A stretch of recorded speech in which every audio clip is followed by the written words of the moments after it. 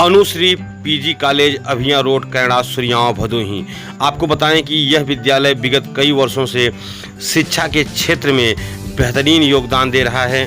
अगर बात करें शिक्षा की, खेलकूद की, बच्चों के सांस्कृतिक विकास की या उनके डिजिटल विकास की, तो यह विद्यालय लगातार बच्चों के सर्वांगीण विकास पर ध्यान दे रहा है और प्रतिभा सम्मान के माध्यम से बच्चों का लगातार सम्मान करके उनका प्रोत्साहन भी किया जाता है। अगर बात करें तो यहाँ पर बीए में 8 विषय संचालित किए जाते हैं, वहीं एमए स्तर पर 2 विषय संचालित किए जाते हैं। इसके साथ साथ यहाँ पर डीएलएड, जिसको बीटीसी कहते हैं, उसकी विशेष व्यवस्था है। यह विद्यालय सभी मायनों में पूरे क्षेत्र के लिए एक वरदान है।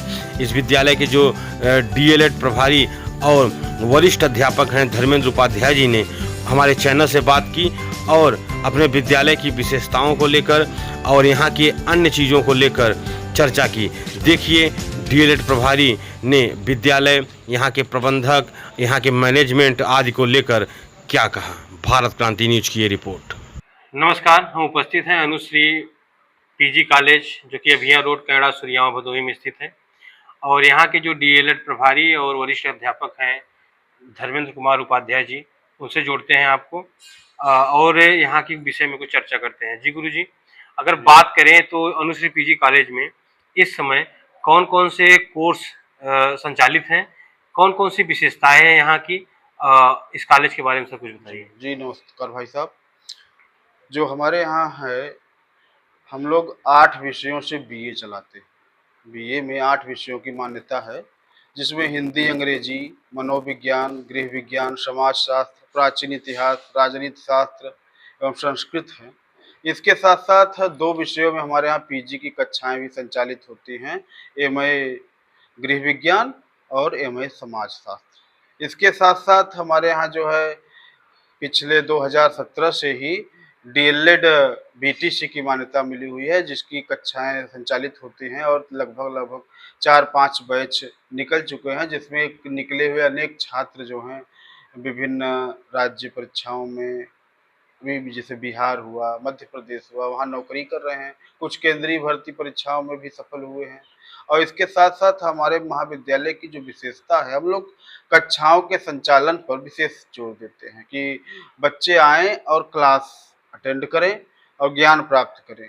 इसके साथ साथ अनेक शैक्षिक क्रियाएं, जैसे कि खेल कूद, सांस्कृतिक कार्यक्रम की प्रतियोगिताएं हम लोग कराते हैं, जिसमें कि वाद विवाद हुआ, लोकगीत प्रतियोगिता हुआ, स्वागत गीत प्रतियोगिता हुआ, प्रार्थना प्रतियोगिता हुआ, प्रेरणा गीत प्रतियोगिता हुआ। और इसके साथ साथ खेल कूद में कबड्डी, बैडमिंटन, कैरम, शतरंज की कक्षाएं और समय समय पर उनके प्रतियोगिताएं भी कराते हैं।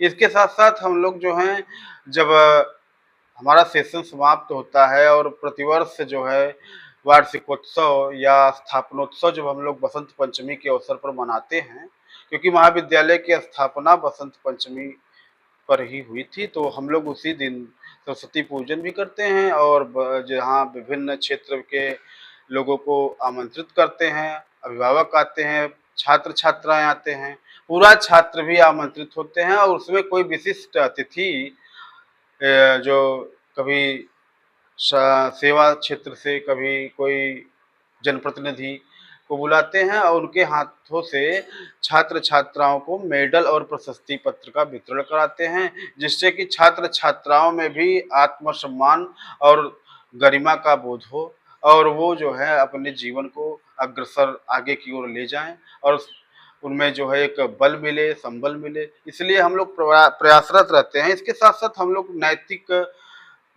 नैतिक शिक्षा पर भी बल देते हैं। समय समय पर विभिन्न विषयों के विशेषज्ञों को बुला बुला करके छात्र छात्राओं को उनको सम्मुख जो है सेमिनार आयोजित करते हैं। हर 15 दिन पे जो है पाक्षिक छात्र संगोष्ठी की आयोजना होती है, जिसमें जो है जो 15 दिन में पढ़ाया गया है उसमें छात्र छात्राएं प्रतिभाग करते हैं। और इसके साथ साथ जब कक्षा का सेशन का अंत होता है, तो जो देखा जाता है कि जो छात्र छात्राएं इस संगोष्ठी प्रतियोगिता में विशेष रूप से प्रतिभाग किए हैं, अच्छा प्रदर्शन किए, उनको भी हम लोग सम्मानित करते हैं। और जो है महाविद्यालय के जो प्रेरणा स्रोत हैं डॉक्टर देवी प्रसाद सिंह जी, जो संस्थापक हैं महाविद्यालय के, उनकी हम लोगों को यह विशेष जो है ये रहता है कि जो भी गरीब निर्धन छात्र छात्राएं हैं, अगर वो किसी कारण से अपनी आगे की शिक्षा ग्रेजुएशन पूरा नहीं कर पा रहे हैं तो उनका सहयोग किया जाए और उनको ये बात पहुंचाई जाए किसी भी तरह से कि आप आइए, एडमिशन कराइए और जो है हम लोग आपको सहायता देंगे। छात्रवृत्ति जो है पहले प्रयास होता है कि छात्रवृत्ति इनकी आ जाए, जिससे कि इनकी जो है शुल्क भरपाई हो जाए।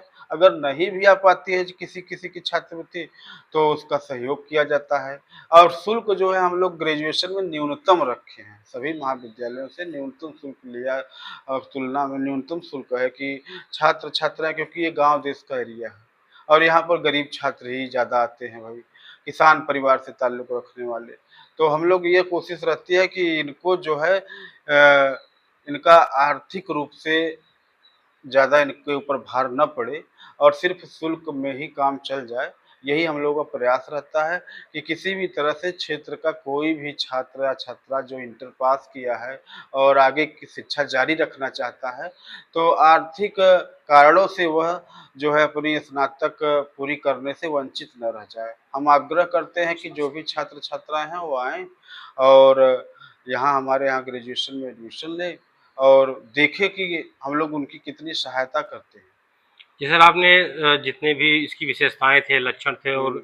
विद्यालय के सब कुछ बताया आपने। अगर पूछें तो जो मैनेजमेंट है, जिसको मैनेजर साहब की आपने बात की, जी, जी। उनका मार्गदर्शन और सहयोग किस तरह मिलता है और वो अपने अनुशासन के लिए जाने जाते हैं, हाँ, तो हाँ। विद्यालय में उसका क्या असर है? अभी तो देखिए जो स यहाँ महाविद्यालय के अध्यक्ष रहे हैं और इसके संस्थापक भी रहे हैं डॉक्टर देव प्रसाद सिंह जी, क्योंकि वो इस क्षेत्र में अपने अनुशासन और शैक्षिक जानकारी के लिए जाने जाते हैं। शैक्षिक प्रबंधन और प्रशासन में उनका विशेष अनुभव रहा है और वो अनुभव हम लोगों को उसका लाभ मिलता है।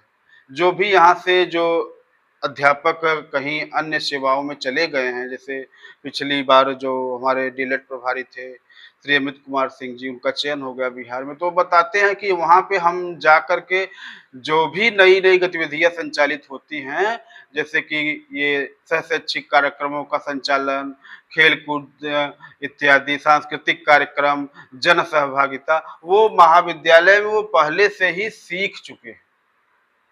कि वो यहाँ पे होता आया है, जो अब नई लागू की जा रही है, ये यहाँ पर हम लोग करते आए हैं। उनके मार्गदर्शन में वो सब चीज़ों की जानकारी हम लोगों को पहले से ही है।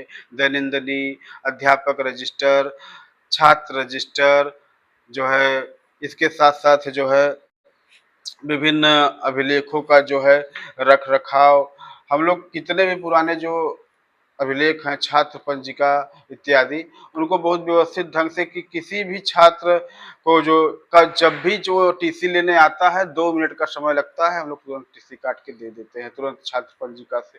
ये उन्हीं के मार्गदर्शन से संभव हो पाया, क्योंकि उनका ये कहना था कि जो भी नया छात्र है, उसका छात्र पंजिका में विशेष रूप से पहले अंकन हो, उसकी सारी जानकारी अंकित की जाए, तब उसका प्रवेश लिया जाए, जिससे कि शिक्षा समाप्त करने के बाद टीसी इत्यादि देते वक़्त उसको कोई दिक्कत ना हो।